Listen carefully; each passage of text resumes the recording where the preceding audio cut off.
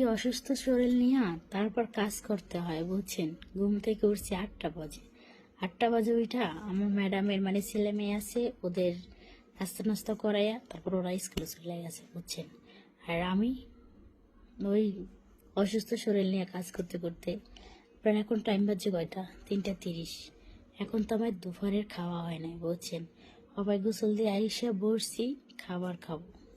তো একটা ভিডিও বানাইলাম যে হায় রে প্রবাস, এত কষ্টের টাকা কি করব বলেন, কে খাবে?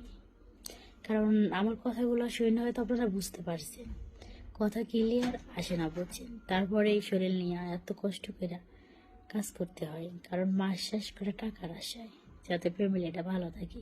আর আপনারা কি করেন, একজনের নিন্দা আর একজনের সাথে শেয়ার করেন। কে কি করলো, কেটা কি করলো না, ওই সব নিয়ে ভাবেন ভাই। আগে নিজের সরকার তেল দেন, নিজেরটা নিয়ে ভাবেন, পরে আরেকজনেরটা ভাববেন বুঝছেন। কারণ আপনি এই জিনিসটা দেখেন, আপনি কোন পজিশনে পড়ে আছেন, আপনি আরেকজনের পজিশন কেমনে দেখতে যান বলেন।